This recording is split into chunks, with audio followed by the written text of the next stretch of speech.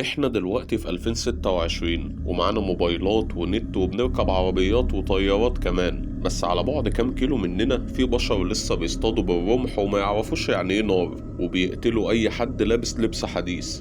احنا مش بنتكلم عن فيلم خيال علمي، احنا بنتكلم عن اخطر مكان على كوكب الارض، الجزيرة اللي الحكومة منعت اي كائن يقرب منها. ولو حد فكر بس مجرد تفكير انه يلمس رملة الشط بتاعتهم يبقى الله يرحمه.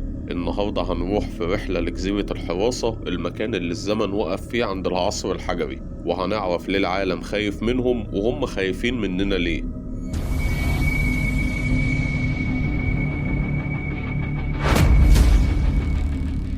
من حوالي 60,000 سنة بدأت مجموعات من البشر الأوائل تخرج من أفريقيا. المجموعات دي مشيت بمحاذاة سواحل الهند لحد ما وصلوا لجزر أندمان. السنتينيلز هم الفرع اللي اتقطع من شجرة البشرية، وأثناء ما العالم كله بيتطور واكتشفنا الزراعة وبنينا الأهرامات واخترعنا كمان الكهرباء، الناس دول فضلوا محلك سر في العصر الحجري. هم أقدم مجتمع بشري مستمر في مكانه على وجه الأرض. طب الناس دول بيتكلموا ازاي وبيحكوا مع بعض بأنهي لغة؟ عايز اقول لكم ان جيرانهم في الجزر اللي حواليهم زي قبيلة اونج او الجارو، ودول لغتهم معروفة، لكن لما العلماء جابوا ناس من القبائل دي عشان يحاولوا يكلموا السنتينيلز من بعيد اكتشفوا كارثة، ان محدش فيهم فاهم كلمة واحدة بتتقال. وده تاريخيا معناه ان السنتينيلز دول انعزلوا تماما قبل ما لغة جيرانهم تتطور اصلا. وده بيأكد ان عزلتهم دي مش من 100 سنة ولا 1000، دي من عشرات الآلاف من السنين. طيب السؤال هنا بقى، ليه ما حاولناش اننا نقرب منهم ونتعامل معاهم؟ هقولك لا، هو الحقيقة حصل وقربنا منهم، وكان الاحتكاك الأول الحقيقي كان مسجل مع ضابط بريطاني اسمه موريس فيدال بورتمان.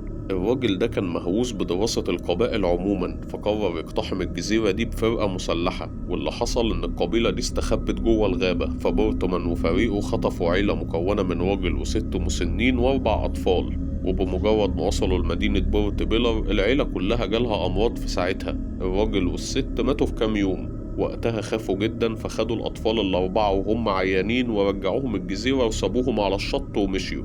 والحقيقة إن المؤرخين بيعتقدوا إن دي اللحظة اللي شيطنت العالم الخارجي في نظر القبيلة دي. الأطفال دول نقلوا الوباء للجزيرة ومات منهم كتير جدا، ومن يومها والوصية اللي بتتورث للأجيال هناك، أي حد لونه فاتح أو لابس هدوم هو كائن بيجيب الموت، خلصوا عليه قبل ما ينزل الشط. والحقيقة إن دي ما كانتش الزيارة الوحيدة، كان في شاب اسمه جون، وده أمريكي عنده 26 سنة، كان مغامر وبطل سكواش ومبشر ديني كمان. جون ما كانش شخص عشوائي خالص، هو كان مخطط للرحلة دي من سنين، ودرس لغات وخد دورات إسعافات أولية وقرأ كل ورقة اتكتبت عن السنتينيلز. كان عنده عقيدة إن الجزيرة دي هي الحصن الأخير للشيطان ولازم يوصل لها رسالته. جون كان عارف إن الحكومة الهندية منع الزيارة تماما، فعمل إيه بقى؟ سافر لجزر أندمان كسائح ودفع حوالي $350، وده كان مبلغ كبير هناك، ل5 صيادين محليين عشان يهربوا للجزيرة دي بالليل. والحقيقة إن الصيادين كانوا مرعوبين أصلا من الفكرة، ولكن نزلوا جون على بعد مسافة من الشط وسابوه مع مركب صغيرة وشنطة فيها هدايا، مقصات وكرة قدم وسمك وكتب دين. وفي يوم 15 نوفمبر جون حاول يقرب لأول مرة، وقتها المحاربين اللي في الجزيرة شافوه وبدأوا يصرخوا فيه، ولكن جون عمل حركة غريبة جدا، بدأ إن هو يغني لهم أغاني دينية. ولكن المفاجأة إن طفل صغير من القبيلة سحب السهم وضرب النبلة بتاعته وطارت ولبست في الكتاب اللي جون كان ماسكه قدام صدره.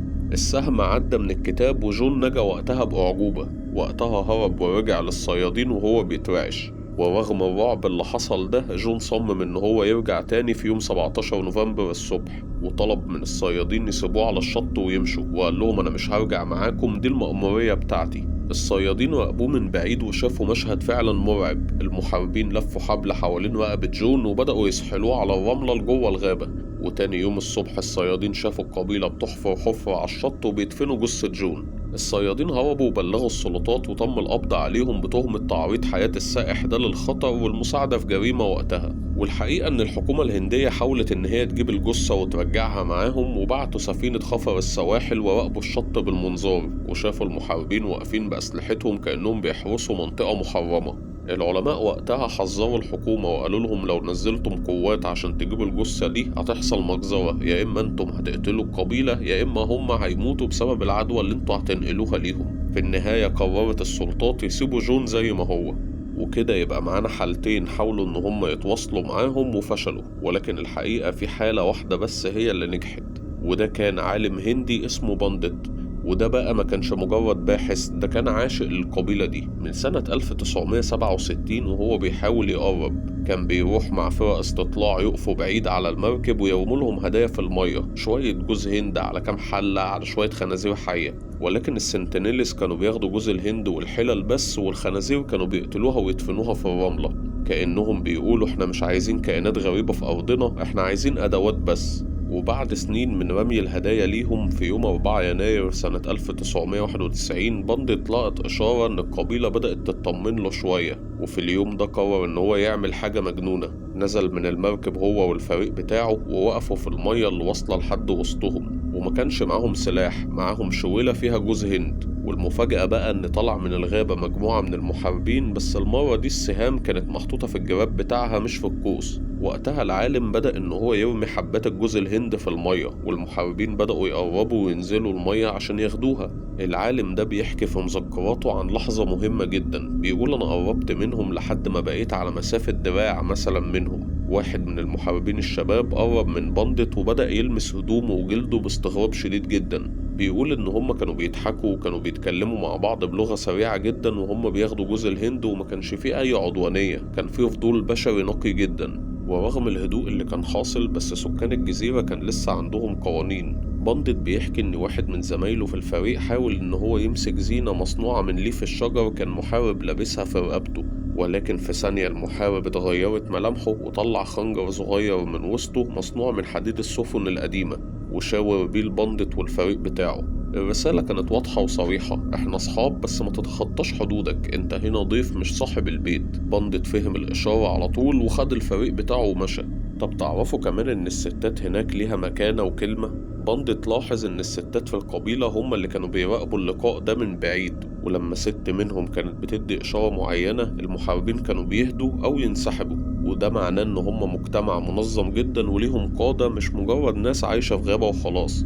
طب ليه بقى اللقاء ده ما حصلش تاني واتكرر؟ الحقيقة ان بعد لقاء 1991 بانديت حاول ان هو يروح تاني، بس لقى ان القبيلة بدأت ترجع للعدوانية بتاعتها تاني وتبقى خايفة. وفي نفس الوقت العلماء والمنظمات الدولية ضغطوا على الحكومة الهندية انه كفاية كده، انتوا بتعرضوا حياتهم للخطر بسبب الأمراض.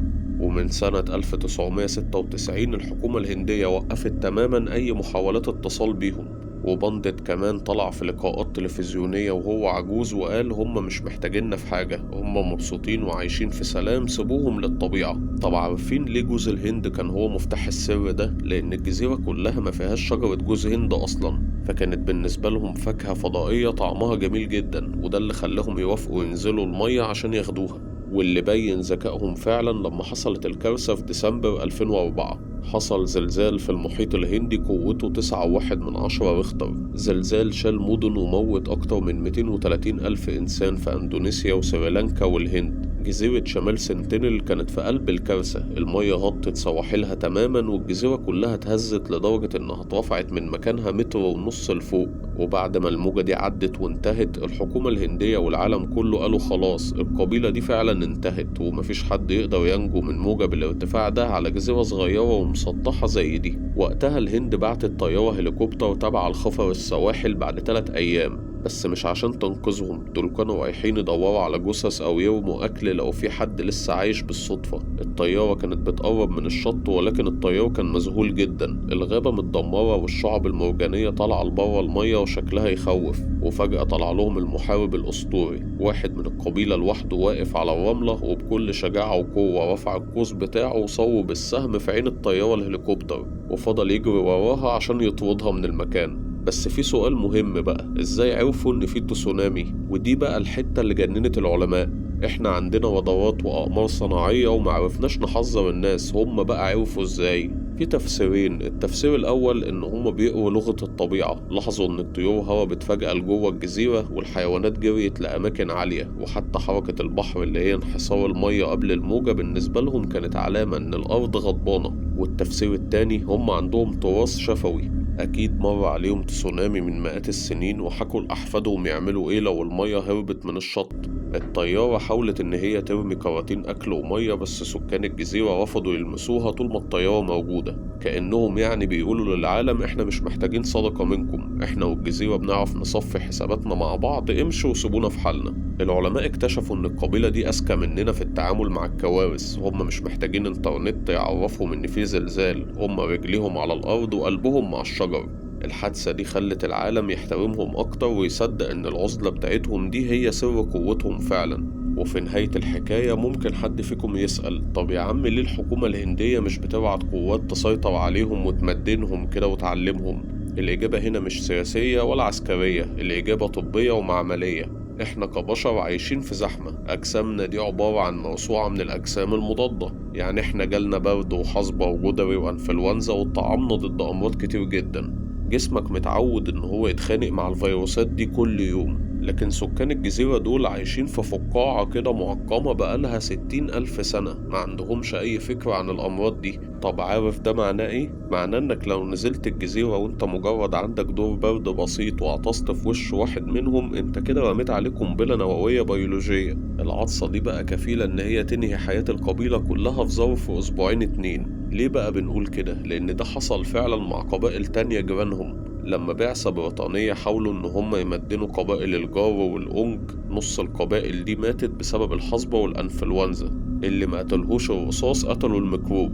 الحكومة الهندية اتعلمت الدرس وقالت مش هنكرر المأساة مع السنتينيلز تاني، وعشان كده في قانون صارم جدا، ممنوع أي مركب تقرب أكتر من 5 ميل بحري من الجزيرة. في سفن تابعة للبحرية الهندية بتعمل دوريات كل 24 ساعة، ومش عشان يحمونا منهم، لأ ده عشان يحموهم هم مننا إحنا. حتى التصوير بالطيارات الدرونز ممنوع ومقيد جدا عشان ما يحصلش أي تلوث بيئي أو إزعاج لنظام حياتهم. في الآخر القبيلة دي عايزة توصل لنا رسالة، إن هم مش محتاجين التكنولوجيا بتاعتنا ولا محتاجين الفلسفة ولا حتى محتاجين الأدوية بتاعتنا، هم اختاروا يكونوا آخر بشر أحرار على كوكب الأرض.